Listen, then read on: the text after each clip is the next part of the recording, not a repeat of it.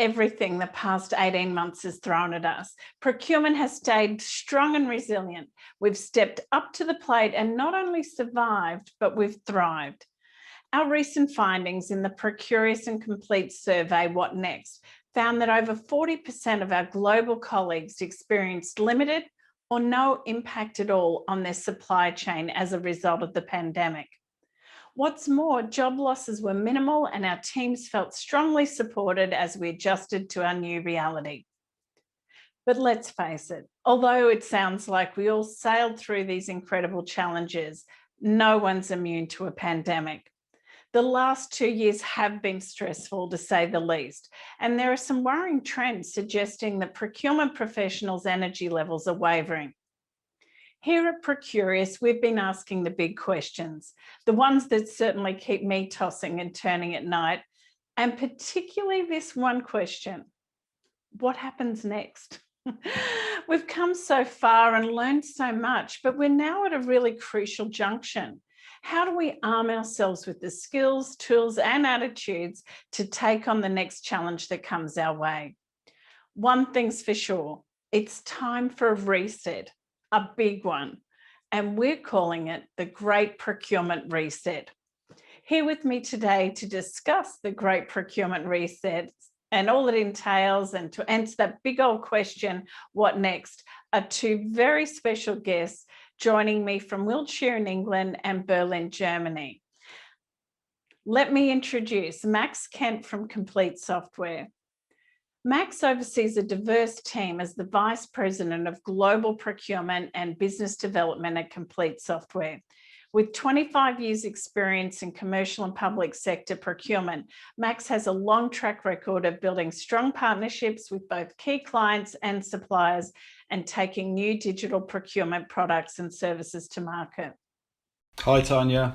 I'm also delighted that we're joined by Charlotte de Brabant.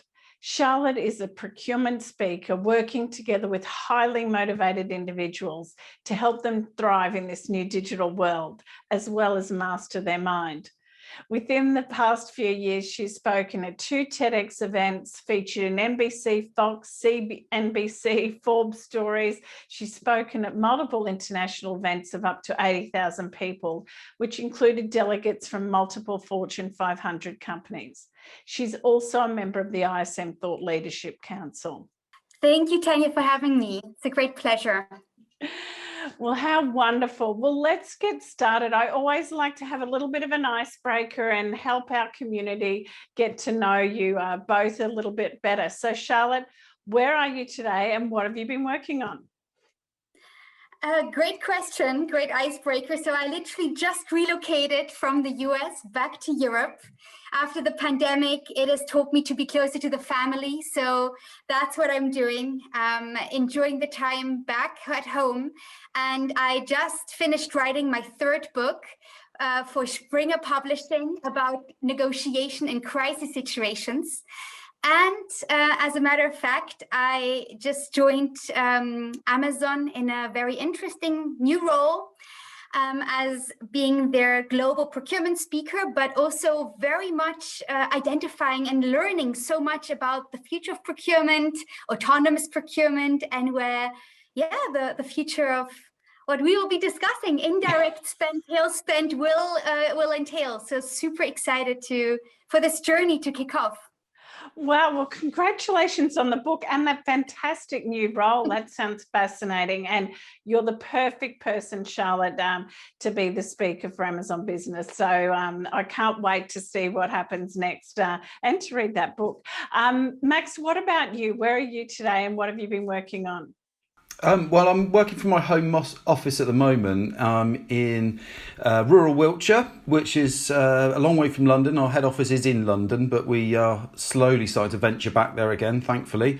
I'm working at the moment on our new sustainability and carbon calculation reporting. That's closely with our data visualization team. So there's a lot of technical work going on behind the scenes. That's using our procurement spend data to really drive a sustainability agenda. So watch this space.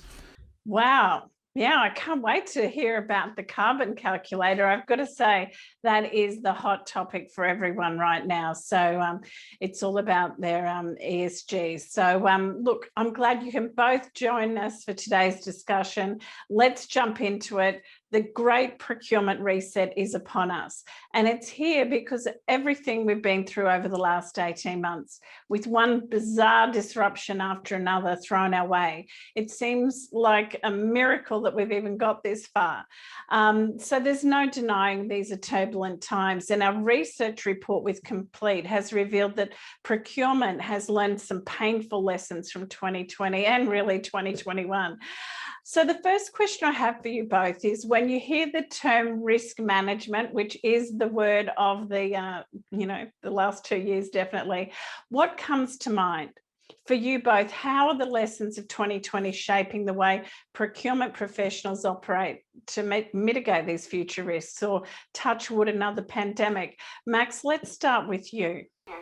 I think for me it was really quite an eye-opener when the first lockdown hit, because the digital transformation piece really came into focus, and we suddenly were dealing with a decentralized workforce, so everyone had to go remote and automate. So we got incredibly busy very quickly, and have been increasingly so ever since, really. And that's all about data visualization, access to better data, and a lot more businesses accessing technology that they probably didn't have the need or requirement for previously. So you had this sort of rush of businesses looking for this expenditure data and drilling into what they had been spending with other companies and trying to create cost savings just to really stay operational. So that's really been our last 2 years. It's been incredibly busy, but really enjoyable as well. And we've helped a lot of companies, I think, hopefully survive. Busy in a positive way by the sounds of things, which is always great. Charlotte, what do you think the lessons were of 2020 and how are they playing out?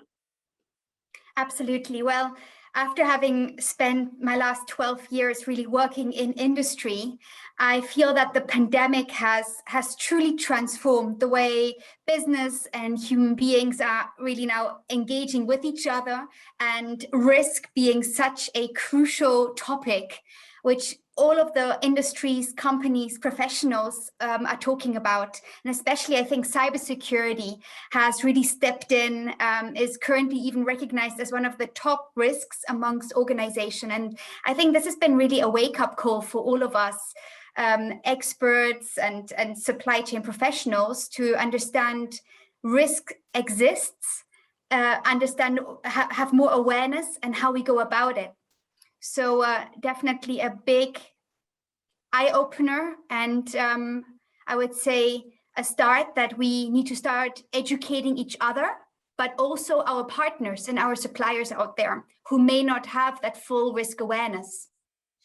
Absolutely. Yep, risk is top of the agenda, and it's a conversation that I think we're having with all our partners, internal stakeholders, and our technology providers. How can they help us mitigate this risk? So we're going to talk a bit more about technology. I know it's both your passions a little bit further in the conversation, but one of the big findings of the What Next report and the How Now report last year is that really, the rethink about supply strategy. I think it was something like 43% of our respondents said they're planning to, alter or expand their supply base to really avoid any over-reliance on any one geographic area. And I guess we can point to China with, Wuhan and when the pandemic first broke. But Max, we've also seen multiple reasons, flooding, tsunamis, bushfires. There's a lot of reasons why we shouldn't be reliant on just one geographic area for supply. So Max, how's Compleat working to help these companies analyze their supply base, control their supply base, and of course, managing that all important inventory? Because another finding is, we want to increase inventory levels, or 25% of the respondents say they're increasing. So Max, over to you. What are your thoughts? Yeah, absolutely. We are helping a growing number of clients, actually. And what we're really getting into is, again, the data side of things. I think where we've got that access to fast, granular data. I think that's what everyone really is looking for now, especially within procurement teams that have perhaps gone through more of a digital transformation in recent times. They've been forced down this path, and I think where we're coming into the market, there's technologies and access to this that perhaps smaller businesses and companies that didn't have the budgets for these sort of technologies can now access and really expand into the data that they can see on their own expenditure. It's probably the first time they've ever been really able to do that without having a huge amount of manual processing included in that. So that's represented a really fast shift in procurement disciplines, and it's really only happened in the last 2 years, I'd say. So that's been really part of the pandemic, but I think it's probably one of the positive things that's come from it. Absolutely. Thanks, Max. You've certainly put the Great Procurement Reset into context there. So, Charlotte, what have you observed from the companies that you work with? How are they trying to reset and mitigate risks, and how have the tides changed? Great question. So I would answer this question looking at more internally and externally. So, for example, internally, we have suddenly understood that we are not doing enough in terms of risk. And I don't think there are many companies out there who can really say we are perfect, because perfection simply doesn't exist. Risk changes on a daily basis.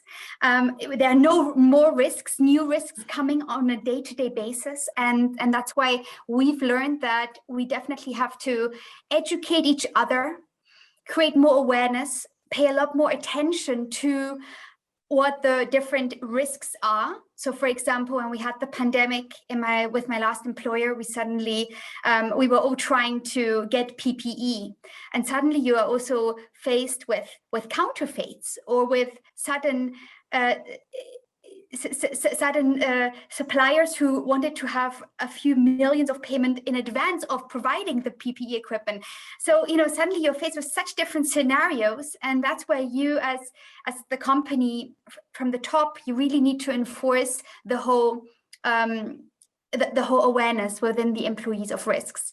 Or so many suddenly have also faced the whole difficulty that there are random emails coming in, spam. I mean, I know that the World Health Organization, they've had over the last month 70% increase of spam, where people were trying to get certain data and individuals trying to get information about the pandemic. So I think all of us have truly understood that there is an increase, and we have to shift our focus towards internal risk management. But it's not only us internally. We've also learned that many of our partners and suppliers are just not educated. They may not have the budget. They may not have the understanding. So making sure you also educate your partners. We've learned over the past years with Walmart, with Target, where suddenly certain cybercrimes took place through a third-party supplier. So I think this has been a wake-up call for us internally to educate each other, educate our partners, and thirdly, also benchmark, learn from each other. What are the other industry, big companies, organizations doing? What have they been facing? So I think this is really internally from an industry expert hat. But then also, I think externally, this has also taught us that we need to start looking ahead. What are legislations? What are other countries doing to reduce certain legislations? So how can we best secure our supply chain from an internal and external perspective? And I think this is really, the main lessons learned for all of us.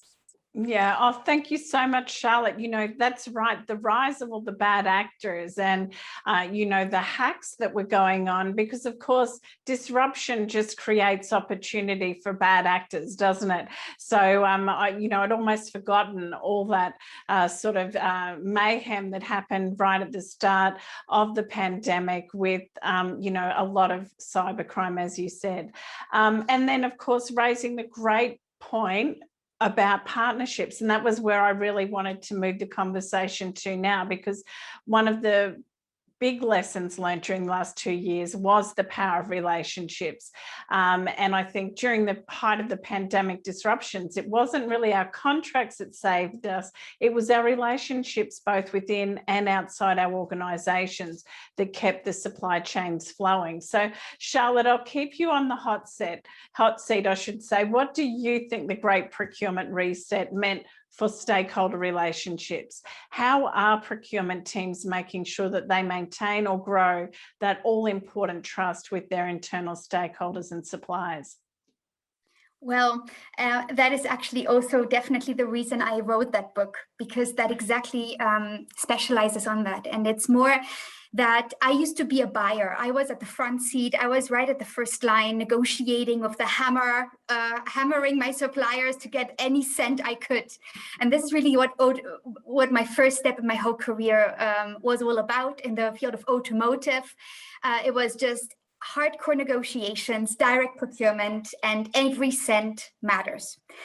But this will not get us through a pandemic, because at the end of the day, if you just try and hammer the supplier, at the end, when it came to the pandemic and they only had 100 filters left, or chips, perfect examples now, who are they going to give the chips to? The person, the buyer who hammered them all the time and who made them feel bad? Or is it the one who had that human touch, who listened to them, who had a conversation, who actually was there to partner? Yes. So I think this, from a negotiation, buyer, procurement point of view, has really changed. It has made procurement a lot more strategic going forward. And it has taught me and all of my procurement colleagues out there that we do need to think about every negotiation in a long term. Because at the end, it's give and take. And I think there will be many procurement colleagues who are listening to us right now smiling, because they know exactly this is how the procurement school was 10 years ago. Yeah. And it's so funny, you know, so many things have been turned up on their head, haven't they? Like we were just talking about supply strategies. It used to be, you know, let's go to single source. Now we're looking at diversifying. You know, inventory used to be as lean as it could be. Now we're looking for, you know, buffer stock. And just like you said, now it's definitely not all about cost. It's about supply and how we grow out of this. You know, we currently sort of just surviving and we're doing the reset, but when we look for growth, we'll want those suppliers to really be there to help us grow and innovate. So, you know, our whole way of thinking, our paradigm from the last sort of decade has really been turned on its head. If we stay on that topic of strategy and imagining that we are resetting our strategy, it's all about looking ahead, isn't it? Trying to avoid and manage risks while taking advantage of opportunities for growth. And I guess a lot of organizations right now are trying to make sure that they don't get left behind. So a question to both of you is, how can organizations avoid this fate? And Max, what does a good strategy look like? I think this is about looking ahead as much as we can, really, and based on what we can see happening in the industry, the sectors we work in, and also the sort of political media narratives that we see, you know, UK and global. That's topics such as digital transformation, data analytics, remote hybrid working, there's automation, sustainability. They're all hot topics right now. And companies have got to have a finger on the pulse on all of those, really, to research and understand exactly what's right for them and what fits for their way of working in terms of the working models, the software they're using, and areas perhaps in their business that have become outdated, and there's manual resource heavy methods of undertaking specific tasks within their organisation that just don't work anymore. There's a lot of, this reset is that thinking behind how do we move forward, how do we continue to survive as a business, how do we take in those various sources of information that are coming at us from all sides and actually translating that into something that works for us as an organisation. It's been really interesting working with lots of businesses to see what that journey looks like for them. Under a lot of pressure to change and sort of under a lot of personal pressure as well, but we'll talk about that shortly. Charlotte, what's your view on this strategy reset? I think the strategy reset definitely needs to be driven by our leadership. And when the leader knows what they would like to focus on, what the goal is, vision, mission for the next year, now after the pandemic, it will then trickle down to all of the employees. But that's really important to have that right goal, that right leadership thinking in place. And that can happen if you consistently do certain benchmarking exercises, if you understand what are the facts, what are other organizations confronted with, what are the technological drivers that we need to start to think. So constantly being up to speed, keep yourself updated on the main trends, drivers, and thinking long term. But it ultimately starts with our leaders also wanting to drive towards that change. Yeah, I think even our leaders, the C-level, are looking for answers as well. And I mean, the good news is they know that supply chain leaders and procurement professionals are very important right now. You know, they're the bloodline, if you like, to the business. But it's going to be interesting if they actually do put up the money for the investment in technology, because never has there been a better business case for investing in these tools that give us visibility and control. But will they actually stump up the money? Will they want to go for full ERP type solutions, or will they look at bespoke solutions? So look, I know you're both chomping at the bit to start talking about technology, because I know it's very close to both your hearts. And fortunately, as I said, you know, the pandemic has thrust the role of technology into the spotlight. So before we get into our technology discussion, I didn't realize this before I brought you two together, but Amazon Business recently became one of Compleat's major sponsors. So I'd love to hear from you both. I mean, how does the partnership work? Maybe if we start with you, Max. Sure. Yeah, we work with Amazon Business really closely on many large customer projects.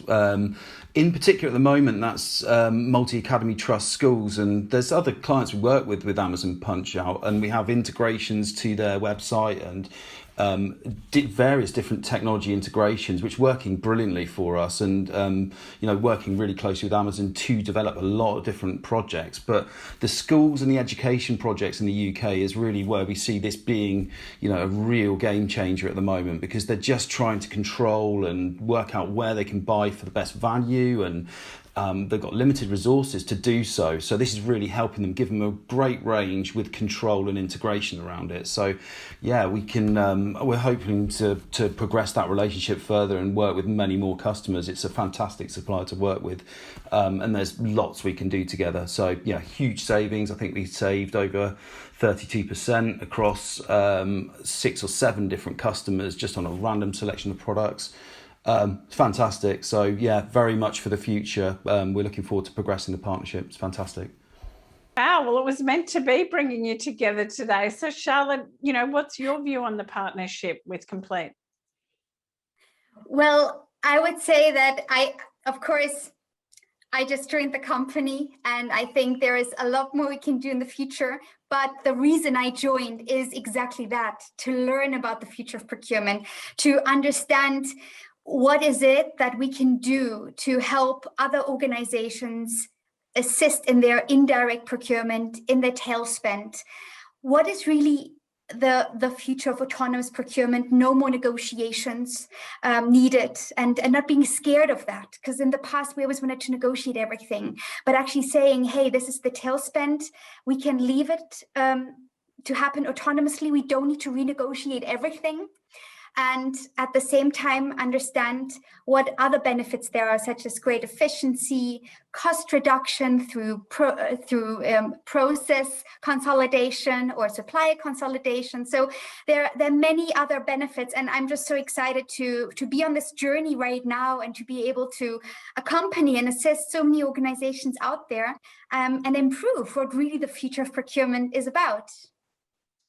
Fantastic. Well, I really look forward to seeing how the partnership works out. It certainly sounds like it's a win-win for both of you and for all your clients. So good luck, and certainly a fascinating time in history to see how all these partnerships play out, how autonomous procurement can work. And yeah, I like that idea. No more negotiations on the tail spend. That makes sense. I think it's all about compliance and yeah, a whole lot of other efficiency benefits. So, but let's get back to our survey results. It may seem like ancient history now, but when the pandemic first hit, not only did companies have to scramble to find the right tools to help them work from home, but they also had to start thinking quickly about using technology to help them anticipate the next unforeseen challenge. So, particularly true in procurement, as we know, there's no doubt about it. Technology is definitely seen as the key to managing future supply chain disruptions. And in fact, the research that you'll have to download and read found that 57%, so more than half the respondents, are now looking to predictive analytics as one of the best solutions for mitigating future risks. So it looks like we're all looking to tech as the answer. Max, this certainly plays to your hand. How has Compleat been working with companies to adjust their technology strategies? Yeah, indeed. I mean, it's an interesting one, because I think earlier in this conversation we touched on the human element of this. So whilst absolutely we're talking about technology, this might be the first time that some of these businesses have worked with a solution like this before. The larger companies, larger organisations in the UK, they may have been down this journey already, but a lot of the places we're working with, they're smaller clients, or slightly smaller. They might be the first time they've ever conducted a project of this scale or size, or looked at this kind of data or systems before. There's end users that have probably never had this kind of technology perhaps forced on them before. So, this is the first time. So we really have to work with the individuals and the people within those organisations to take them on the journey and provide the support and hand-holding that they need to really fully understand and go through the process. And I think once that mindset shift happens, actually what people are understanding is that it's taking a lot of the things that they're doing in their own lives, perhaps online ordering with Amazon, you do that at home all the time, but do you do it online in a business setting? There's more of that mindset shift. And I think once people understand that, it's easier for them to kind of carry on with it and go, actually, well, this is just, an extension of what I was already doing. So it's just taking them through that journey. So, it's just understanding the people we're working with and making sure they get the technology and what its benefits are. And from what you've said, it seems like online buying and automation are two key factors at play here. So how do you see these trends developing over, say, the next 5 years? I think they'll only continue to grow, really. I think that, perhaps, I don't know what that means for the more traditional methods, where you had lots of on-the-road salespeople. I used to be on the road all the time, and now I'm working remotely all the time. So, that just says it all, really. So I just think that these trends are not going to go away. They're just going to continue. Let's talk about AI. We're seeing more and more companies turning to AI as a solution. And the What Next report showed that 50% of respondents think it shows promise, which is a big jump from 37% in our 2020 research. So what do you think is best practice in this area, Max? Well, there's a lot of people that purport to do AI, and it could be a marketing plan, and you could find out that there's a lot of people sat behind the scenes working away on the data to make it. And I don't think there's, when we look at things like data from an invoice extraction, which is a core part of our technology, if you think about the amount of suppliers in the world and the formats of invoices they could send through, you're always going to have technology doing hopefully 80 to 90% of the work, but there will be, as we learn the technologies, parts of human intervention.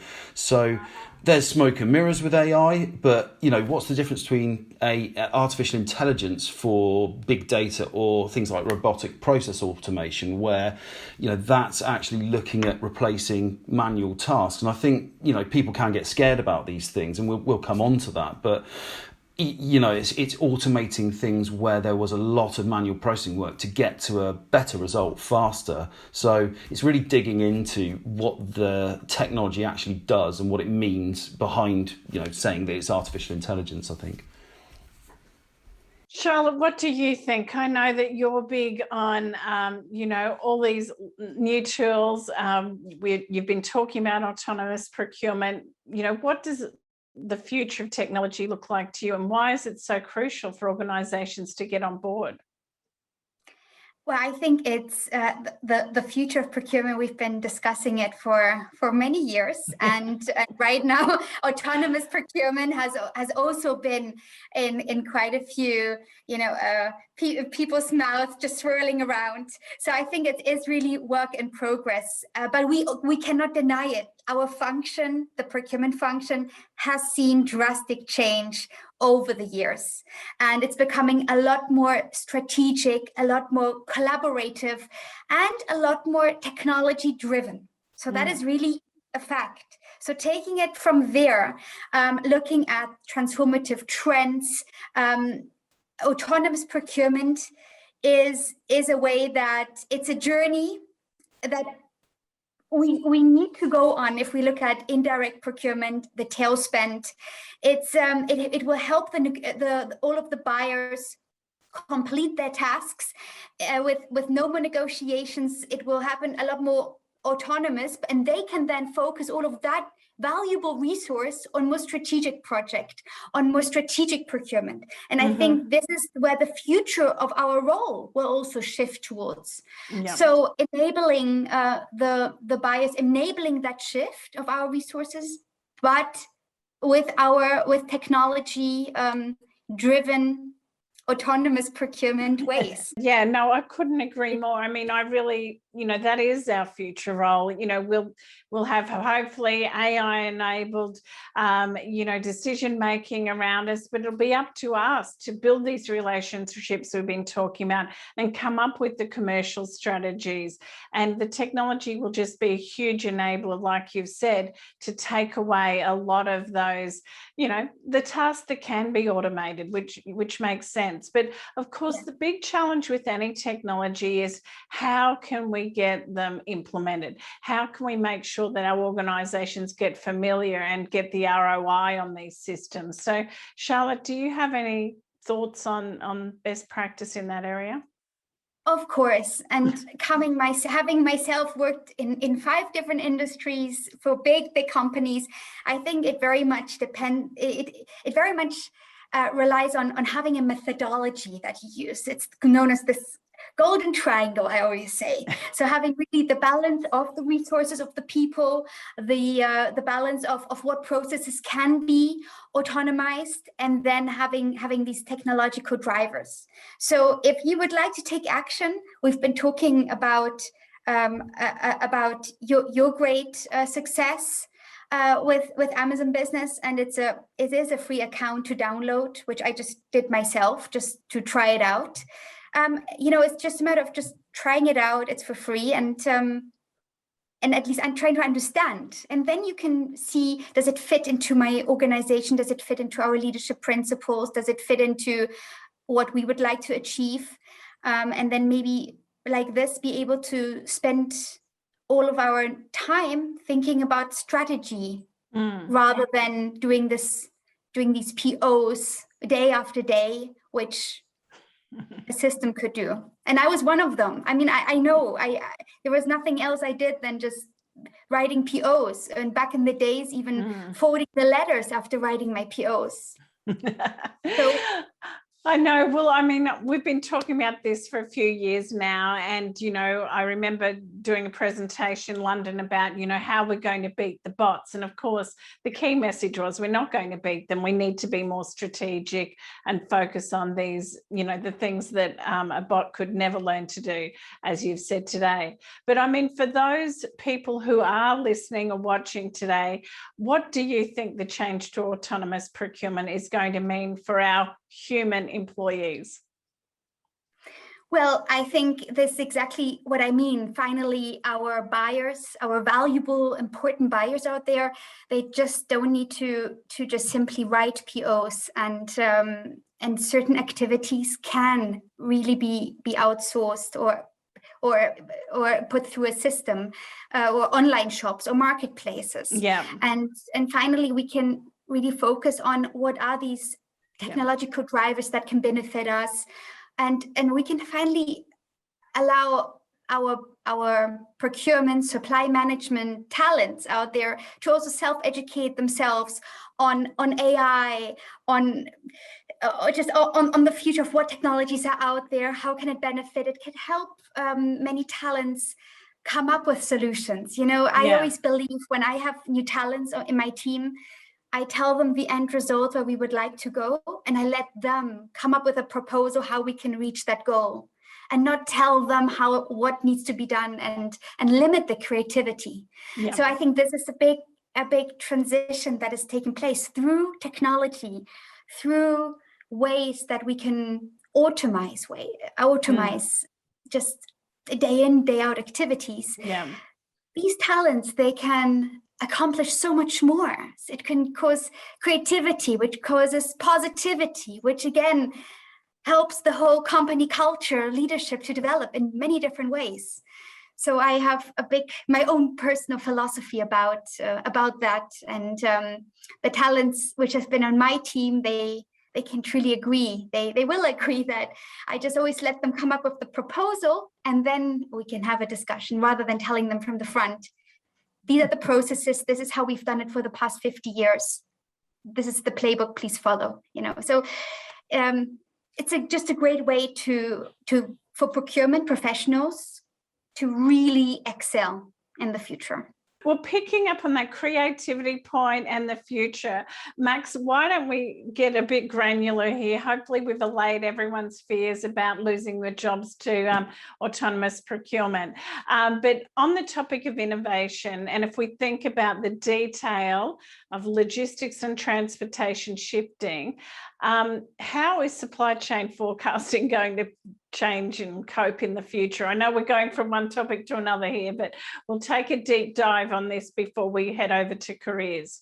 Well, I mean, just as the global logistics network experiences the highest level of consumer demand ever, it's probably met with the largest challenges it's ever experienced as well. So, you know, just in the UK, managing Brexit, and, you know, if you've heard anything about that, you know, that's had its whole host of different challenges of just supply chain to the UK from components. You know, Charlotte mentioned chips earlier. You know, we're hearing all sorts of things. You know, there's the pandemic, that's not obviously helped either, right through to blockades, product shortages, there's a container shortage, shipping problems, and that's all driven by by supply and demand. Then you've got climate change on top of that, and that's in turn being driven by the increase in emissions from global logistics.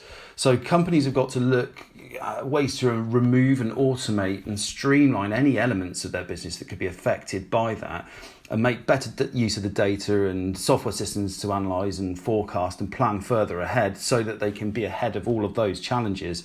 You know, looking at this and thinking, well, okay, we need to survive. We need to make sure we've got all our components to all our sites and all our different supply chain operations happening. But at the same time, think about sustainability and carbon emissions and how's our footprint. That's a big challenge, and it's something that I think you can only really get ahead of with data, technology, and looking ahead. So that's the way we see it going, I think. Fantastic. Thank you for that deep dive insight. I want to change gears. We've been talking about the top of mind business issues so far in this discussion, but I think there's something else we need to talk about. And if we're all honest, the current state of the world can seem quite grim at the moment, particularly if you're still in a country that's in lockdown. And I certainly know there's a lot of COVID fatigue in professions all over the world. We've felt it here too at Procurious.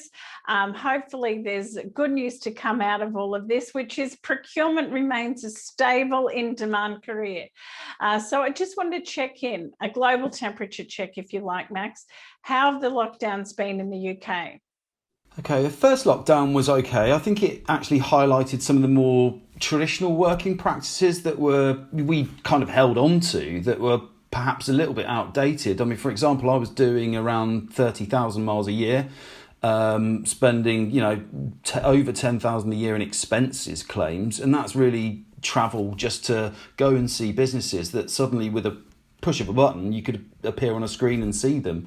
That meant that we could be in front of customers and our suppliers and partners a lot more, and we could do just as good a job. And actually it supports our software and the digital transformation piece. So we've really embraced it. And face-to-face visits and meetings always have their place. That will never go away. And we talked about the human element, but at the same time, we can automate financial processes and gain that expenditure data, drive fast savings, improvements, and control in such a quicker timescale. Some of the clients we've had have gone live in a few days now, and that's because we can access them so much faster.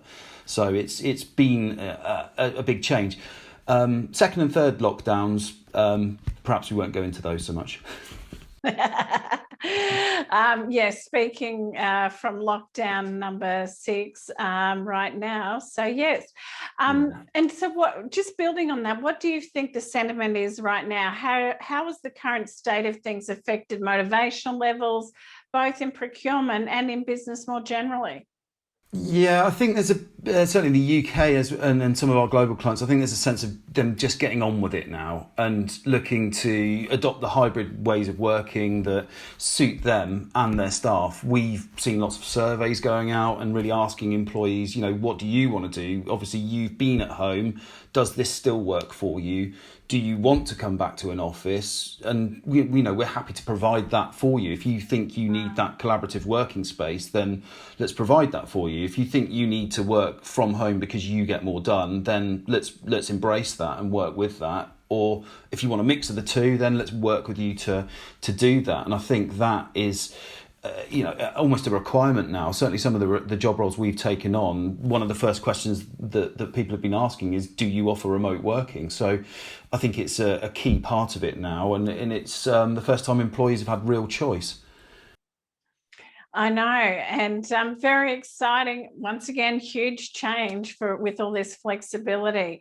Charlotte, you've guessed it. I've got the same question for you. You've just moved back to Germany from New York. What are the differences you've noticed between professionals in the US and Europe? A very good question. And I don't know if you knew, but I actually, 10 years ago, I also lived in China. So I've lived in China a few years, the US, and different areas in Europe.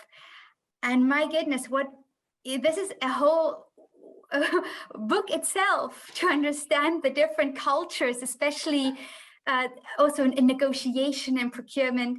I would say, coming to your question in particular, I found there being a difference in communication. I knew that the way communication takes place in Germany is also very different. Already in Europe, Germany, England, France, it's very, very different, and it helps to speak the local languages. But I think now US and Germany in particular, I realized in the US, they truly have this no negativity attitude. So there's always maybe a solution, there may be a concern, but with an end solution to it. Whereas in Germany, there is a problem, and you state there's a problem, and people are a lot more direct. And this is also something that I had to learn, moving from different industries, automotive, which was very much a German culture, then pharma, consumer goods, medical devices, American culture. So already in industries, it's very different how to communicate. But from the cultural perspective, it's really the communication which I had to adapt a lot.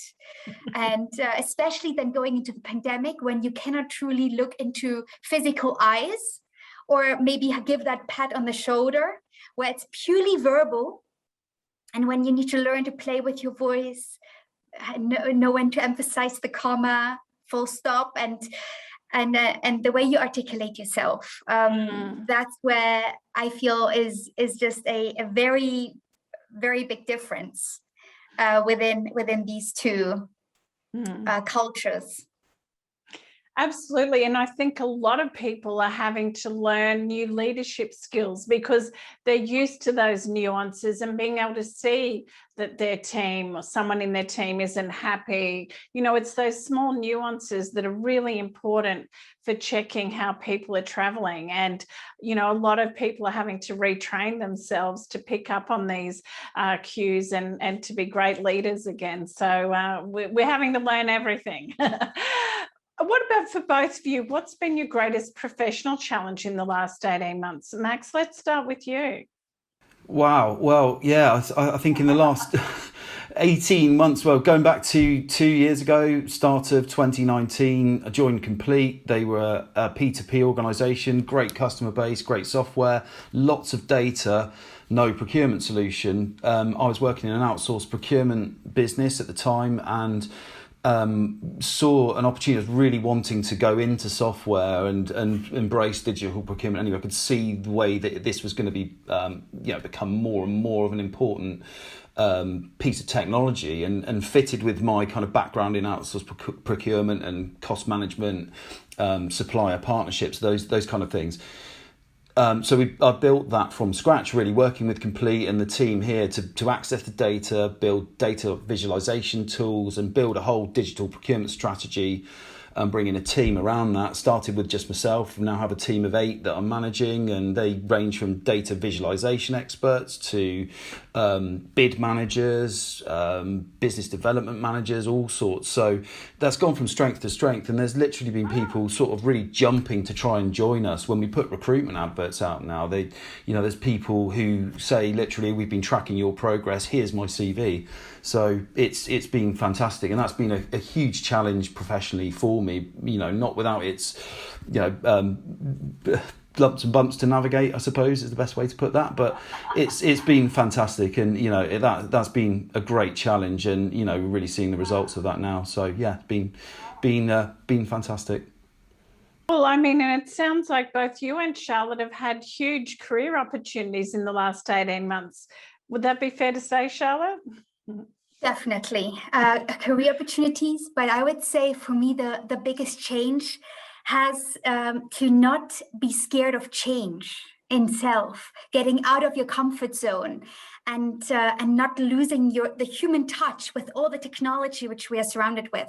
So for me personally, I had an amazing, fantastic job back in the US, great company, which I would any day come back as well to. It's a great company. But I realized during the pandemic, it's really my family that I wanted to be closer to. It was my family I was seeking to see. At the end, you are just alone or in a big continent. And I was thinking, what are really... Career was fantastic. The work, my life was really great, and I loved the US and I love New York, and I would definitely consider going back in the future. I'm also waiting for my green card. But I had to make a decision, which was one of the most difficult decisions of my life, to come back to Europe, be closer to my family for this important time that we are all going through. And everyone will understand in the world for why I made this change. And with my family, being back at home, in parallel, starting a great new job, and having a great journey of learning expertise ahead of me, which I'm so thrilled and excited about.